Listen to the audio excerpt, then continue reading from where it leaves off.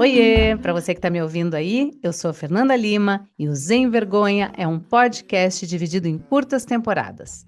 Em cada uma delas, a gente vai tratar de um tema contemporâneo diferente. O assunto da vez é a menopausa. E se você ainda não ouviu o episódio anterior dessa série, pode ser uma ótima ideia dar o play antes de continuar. Quero agradecer a Maria Prata, que me incentivou a criar esse projeto, e ao Iguatemi pelo apoio desde o início. Episódio 6. Poder do Saber.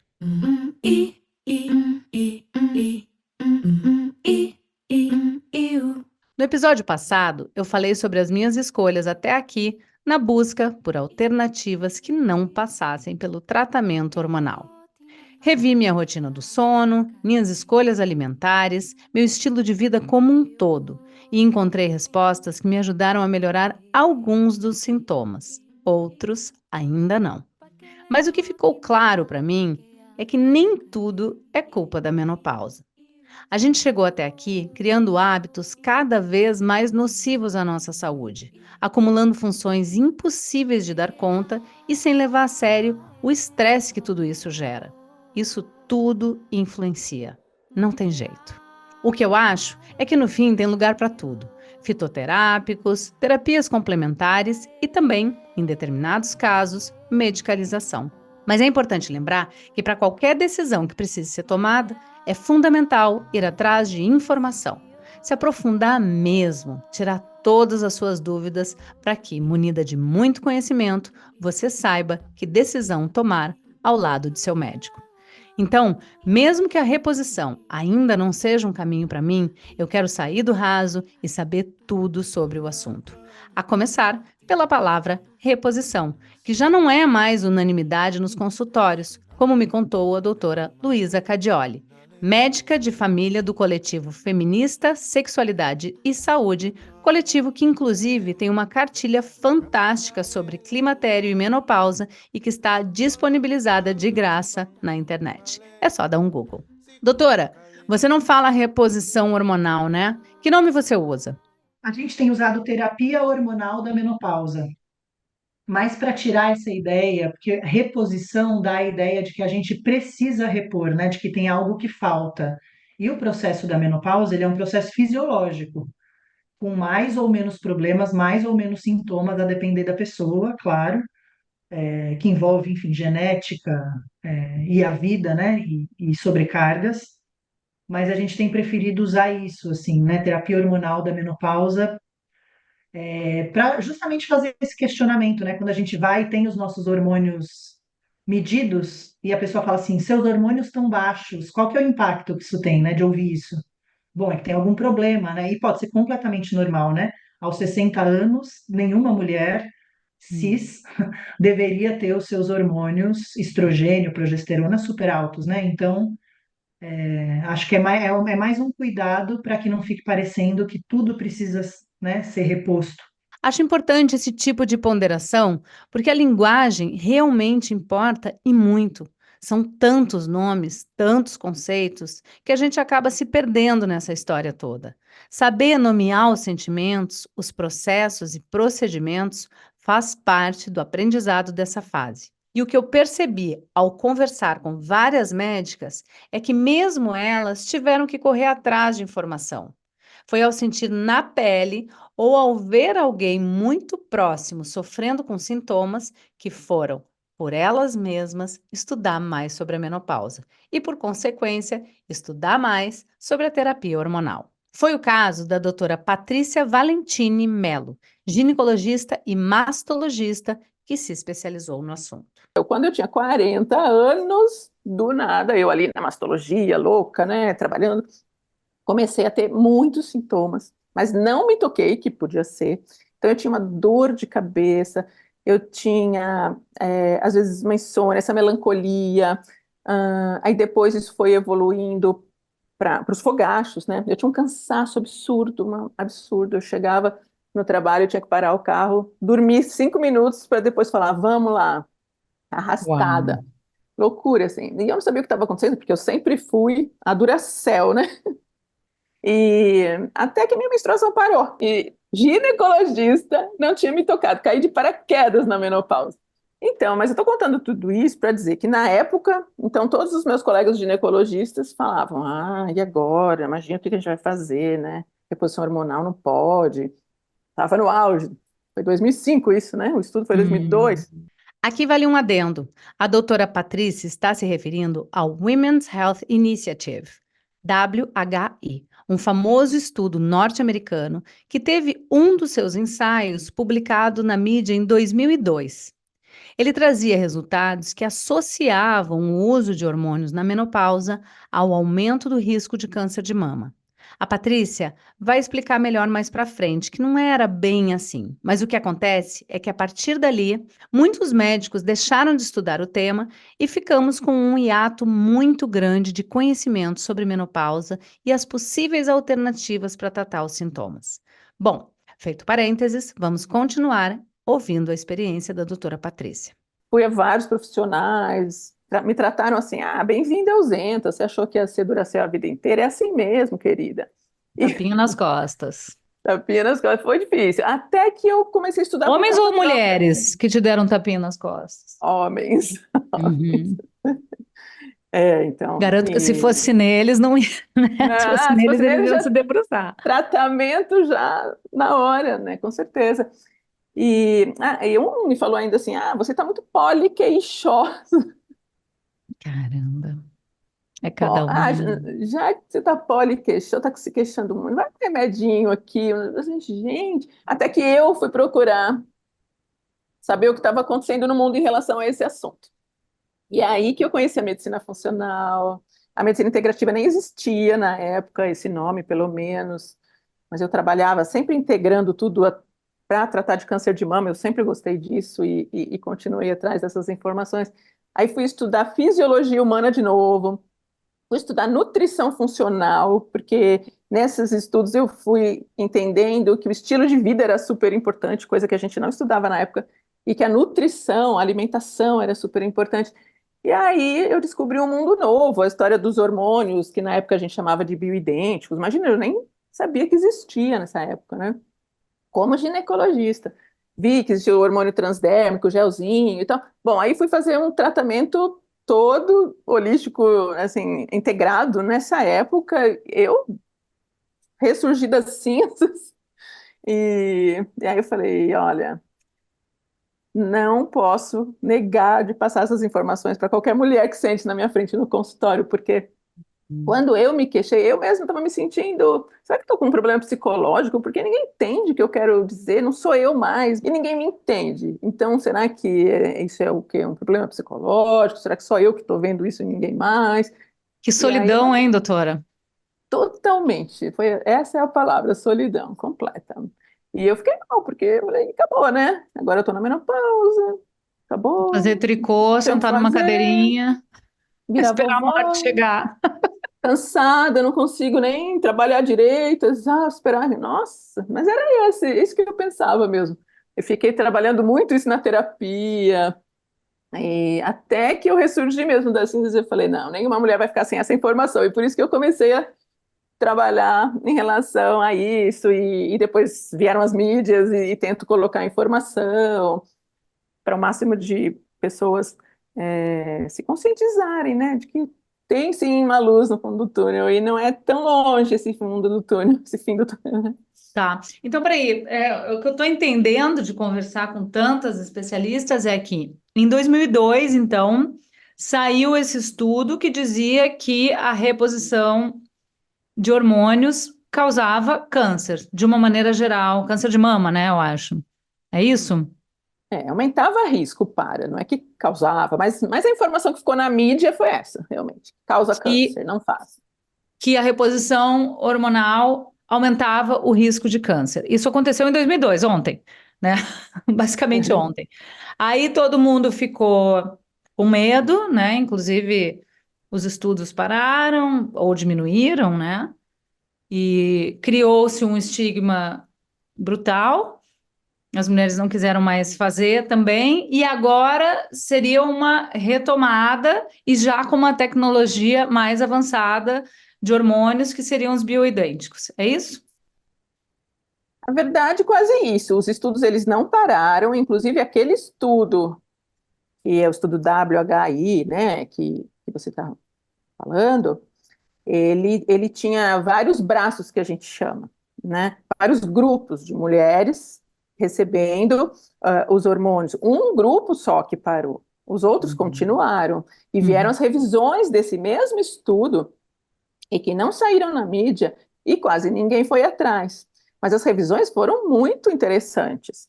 Por exemplo, as mulheres que não têm útero, não se usa progesterona para proteger o endométrio, que é a camadinha de dentro do útero, porque não tem útero, e aí a gente usa estrogênio só. Então tinha um grupo lá de mulheres que não tinham útero, e aí eles usaram o estrogênio, que naquela época era um estrogênio derivado de urina de égua grávida, era um hormônio sintético muito potente. Mas ele continuou, esse grupo continuou, porque não aconteceu nada nesse grupo. Uhum. 10 anos depois, sabe o que aconteceu? Hum. Diminuiu o risco para câncer de mama nessas mulheres que usaram só estrogênio, por exemplo, Hum. sabe? E o estudo e outros estudos em paralelo continuaram. É que esse tabu ficou tão grande e, como eu disse, nós profissionais a gente se afastou um pouco desse assunto porque tá, ok, que pena que deu errado, mas a gente não tem mais o que fazer com isso. Mas as informações novas não chegaram, só para quem foi atrás buscar, né? Hum. Então, na verdade, sim, tem muitos estudos de lá para cá. O problema é que esse estudo que você citou foi o estudo mais caro do planeta até hoje, um estudo de bilhões de dólares. Nunca mais vai ter um estudo desse, porque, né? E então a gente tem que se conformar com os estudos não tão robustos como a gente fala, porque nós médicos a gente fica procurando evidência científica com alto impacto. Então, assim, tem muitos outros estudos que não têm tanto impacto como aquele, mas que são excelentes. E que estão mostrando para a gente que o caminho é outro, né? Que realmente essa questão do câncer de mama até com essa mudança de tecnologia que você citou, dos hormônios bioidênticos, né? Hoje a gente nem pode usar mais esse termo, né? A gente tem Qual? Bioidêntico? é, Ah, qual é o termo que se usa? hormônio isomolecular, que é igual à molécula nossa, ou Hum. bioequivalente. Ai, gente, como é que a gente vai entender esse tanto de nome, né? Mas é um Hum. termo que as pessoas entendem, então Acaba eu acho usando. legal falar, a gente acaba usando porque as pessoas entendem melhor. Mas, enfim, ele é de uma tecnologia nova, uma tecnologia que permitiu a via transdérmica, que é o gel que a gente passa na pele. E, e os estudos mostraram que esse tipo de tecnologia, esse tipo de hormônio, de via, né, de administração é muito melhor, porque o estrogênio via oral, ele causa inflamação. Então, aumenta, por exemplo, a cascata da coagulação, aumentando o risco de trombose. Tanto que pílula, por Hum. exemplo, aumenta o risco de trombose, né? Então, a primeira opção é o gelzinho mesmo. E tem bioidêntico via oral também. Eu não considero a melhor opção, mas às vezes, para aquela mulher específica, pode ser, sabe? Então, também a gente tem que ver essas individualidades, né? Claro. Bom, principalmente, né? Porque Sim, cada cada um uma, é um. né? Uhum. E, bom, e como mastologista, então você receita o hormônio, esse isomolecular, m- mesmo que a mulher tenha tido um câncer de mama? Não, não. Não, aí não pode. Não, aí não pode. É uma das principais contraindicações, né, do uso da terapia hormonal, por mais bioequivalente que seja, não, né? Tá. Porque o câncer de mama é uma doença estrogênio dependente. Então, o estrogênio pode alimentar uma coisa que já está lá. A gente não vai brincar com Mesmo isso, que né? já tenha Feito tratado. o tratamento. Sim. Entendi. Também é contraditório, porque eu já ouvi aqui médica Então, falando que sim. não, então, é porque essas contraindicações, elas são relativas. Toda vez que o benefício for maior que o risco, a gente pode pensar, mas é exceção, né? Então, Uhum. por exemplo, se uma mulher que teve câncer de mama já está tratada, começa a entrar em depressão, fica péssima. Eu tenho pacientes assim.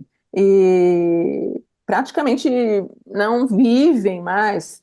A gente faz uma junta médica e discute, olha, para essa mulher que perdeu completamente a qualidade de vida, apesar do risco enorme, aliás, conversa com ela, né? Apresenta, olha, você tem esse risco porque o câncer de mama é hormônio dependente, mas claro, você também tem uma qualidade de vida péssima, pesando as coisas, talvez o hormônio melhore, talvez não, né? O hormônio vai melhorar a tua qualidade de vida, você topa. Mas é uma coisa Uhum. muito particular para algumas mulheres que realmente estão com uma qualidade de vida muito ruim. Não é que a Tá. gente pode sair prescrevendo hormônio para todas as mulheres com câncer de mama, né? Sim, claro que não. Por isso, eu trouxe para nossa conversa a doutora Cecília Pereira, que também é ginecologista e mastologista e faz parte do grupo IFé Medicina, um coletivo de médicas negras, para ela contar um pouco como conduz essa questão da terapia hormonal no consultório. Eu, como mastologista, eu sou a favor da reposição hormonal e eu apresento para os pacientes quais são os riscos e os benefícios. Uma mulher negra, ela costuma ter um risco maior quando ela tem um câncer de mama de ter uma doença mais agressiva, seja pela demora da identificação, e aí eu também penso no recorte social de mulheres que demoraram a fazer a mamografia, então elas ou vão ter uma doença que avançou pela demora, ou a incidência é maior de tumores que a gente chama de triplo negativos. É um tipo de tumor, um tipo de câncer de mama, ligado a fatores genéticos hereditários, e Hum. que são doenças mais agressivas, com uma velocidade de crescimento muito rápida e com uma capacidade de um potencial maior de termos metástases. Essas pacientes, as pacientes negras, têm uma incidência maior desse tipo de tumor. Então, quando eu penso numa reposição hormonal para uma paciente negra, eu tenho que estar muito atenta a essa, primeiro na conversa, é colher uma boa anamnese, é sentar e entender qual é seu histórico familiar, seu histórico pessoal, porque eu preciso entender se é uma paciente que tem outros fatores de risco que vão ou não me fazer essa reposição para ela. Tá. Você recomenda, então, a mamografia anual? Eu recomendo, essa é a recomendação da Sociedade Brasileira de Mastologia, a partir Uhum. dos 40 anos que a gente faça anualmente a mamografia. E aí, a partir dessa mamografia, a gente precisa entender se é uma paciente com a mama muito densa, onde a mamografia isolada não é capaz de fato, trazer essa tranquilidade de um ano para a paciente, e se eu vou precisar ou não acrescentar uma outra sonografia ou um outro exame. E eu costumo dizer que para tratar a menopausa, diferente do tratamento para outras patologias, o tratamento da menopausa ele não vai ser só passivo, muito pelo contrário. Não vai ser só te entregar algo, seria muito fácil, que é o que a maioria das pacientes espera, que eu simplesmente vá entregar e que isso vai ser resolvido. Então, esse tempo que a gente não tem, esse tempo para parar, aí a vários profissionais. Então, agora eu quero que você vá ao nutricionista, ao endócrino, que você tenha um personal, que você tenha um. É muito difícil conseguir parar a sua vida para isso. E Mas, caro, de né? qualquer maneira, e caro, a gente precisa de uma conduta mais ativa. Então, eu costumo dizer para as minhas pacientes: você agora vai começar a malhar e não vai parar nunca mais, porque isso não vai ter mais negociação, porque o seu tratamento de menopausa, né, não vai ser só baseado em medicação, não vai ser só baseado no que eu vou te entregar, é baseado nas suas atitudes também.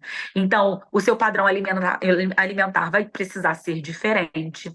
Então, e eu costumo rever essas pacientes não uma vez por ano, porque essa mudança de sintomas é progressiva. Então, a gente vai se encontrar pelo menos umas 2 vezes por ano para entender o que mudou. Então, essa minha visão positiva é porque nós temos muitas possibilidades. Se a paciente não pode usar, tive um câncer de mama, mas tem um ressecamento vaginal, ela vai poder fazer laser, ela vai poder fazer algum hidratante vaginal que não tem hormônio.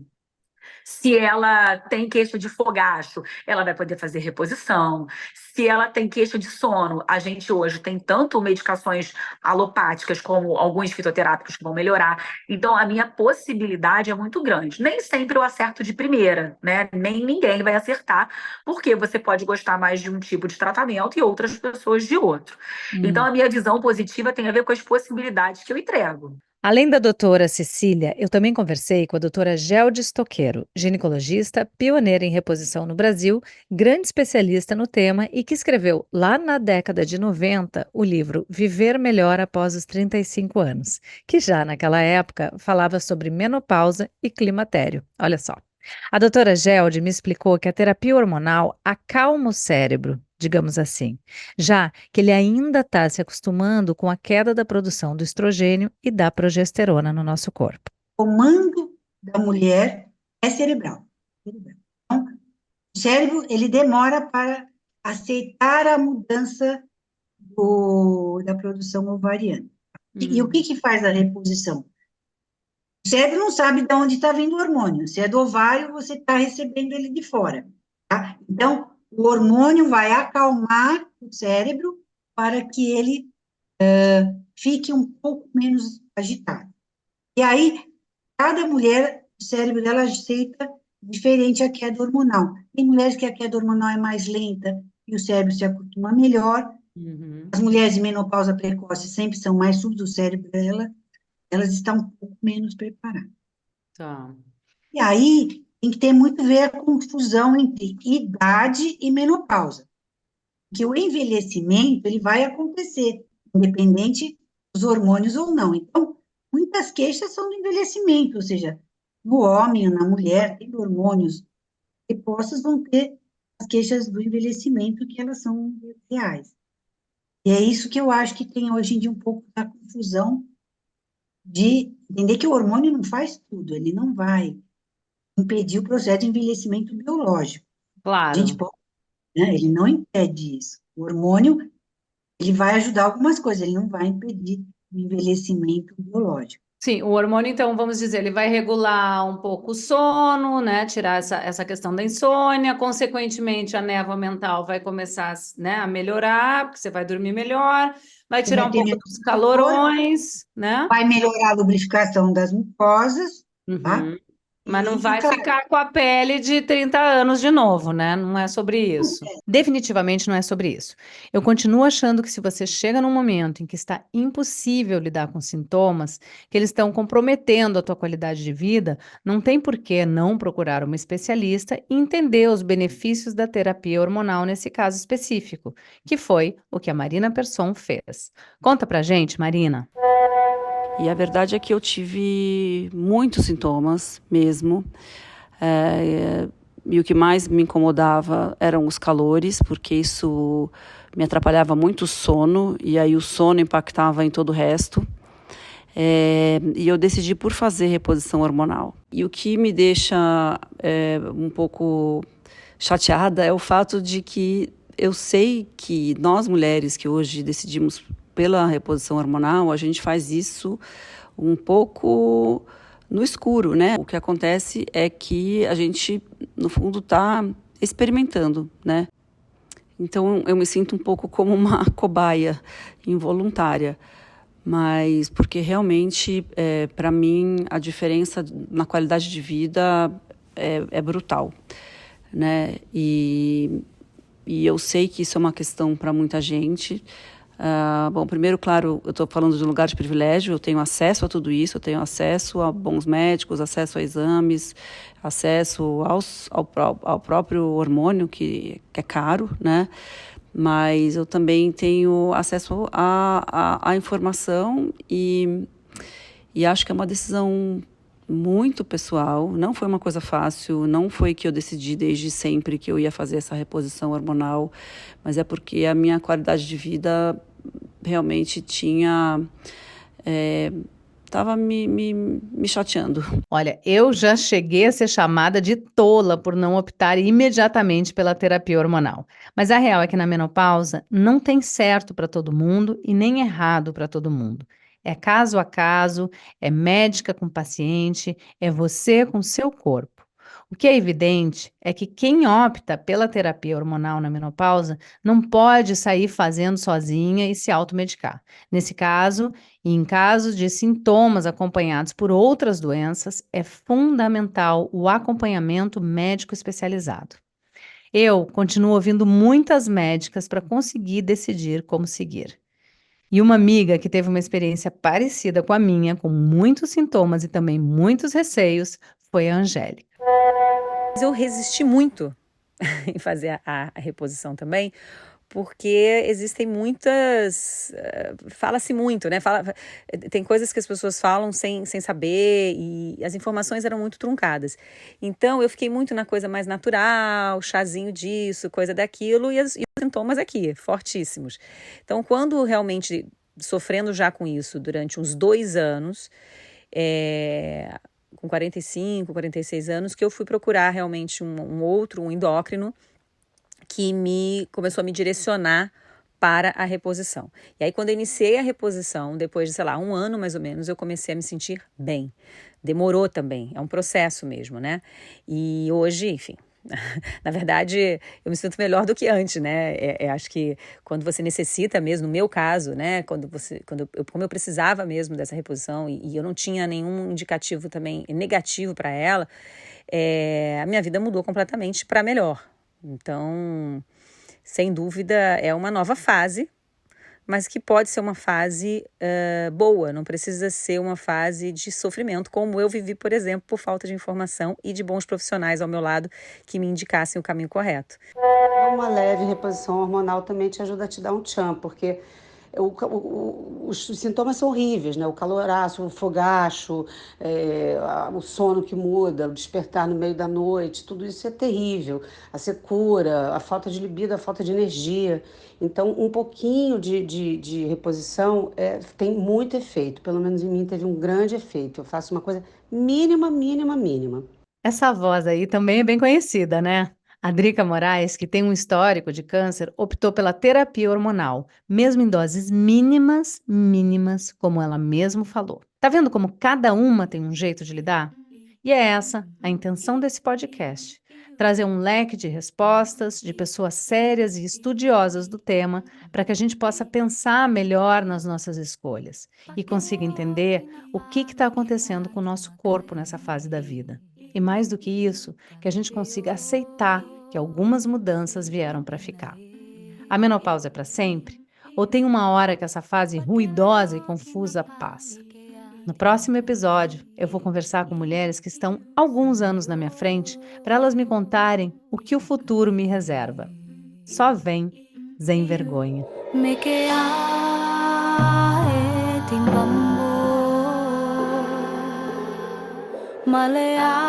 Sem Vergonha é um podcast dividido em curtas temporadas. E em cada uma delas a gente vai tratar de um tema contemporâneo diferente. O assunto da vez é a tal da menopausa. E você segue comigo nessa pelos próximos episódios. Sem Vergonha. Até lá. Ficha técnica. Criação, Fernanda Lima. Roteiro, Fernanda Lima e Bruna Bopp. Coordenação, Mel Mesquita. Assistência, Meire Beck. Produção, Bruno Porto e Raquel Alves. Música original, Lena Barrulli. Edição e sonorização, Igor Amorim. Apoio, Iguatemi.